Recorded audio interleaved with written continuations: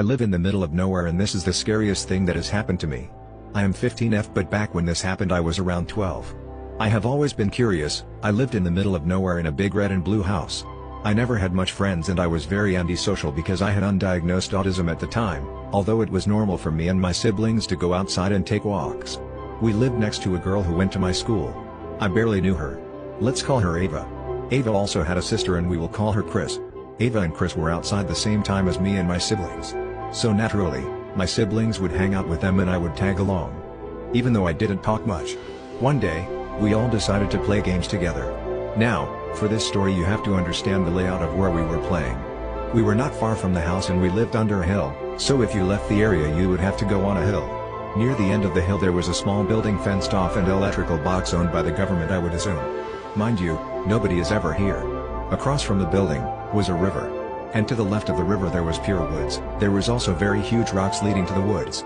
I think they were boulders, but man, I don't fucking know. As a kid they seemed way bigger than they were.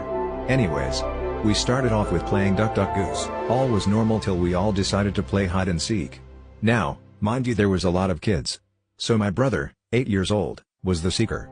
Me and Ava were together while my siblings and her sisters were also divided in pairs. My brother begins counting and me and Ava are looking for a place to hide. We see one of the giant rocks and decide to hide in front of it because it was so huge my brother wasn't able to see us from the front. We sat on the ground chuckling, hearing my little brother find everyone. Eventually we were the last hiders left. We hear my brother a bit farther away from us. So we assume it's pretty safe and we won't get found. We wait there for about 5 minutes till we see it. Something I will never forget. What passed by us looked devilish.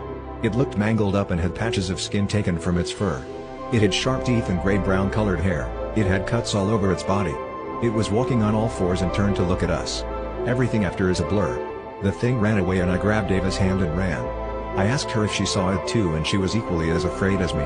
We told my siblings and the rest of the kids and ran the fuck out of there. I don't live there anymore because I live with my dad. But whenever I come over we pass that spot. I get the same memories, hoping it won't come after me again. Now that I'm old I am going to assume it was a mangled up wolf or coyote, but it looked way too huge to be a coyote. I don't even know. I'm fucking baffled by this and I refuse to go near or in the woods anymore.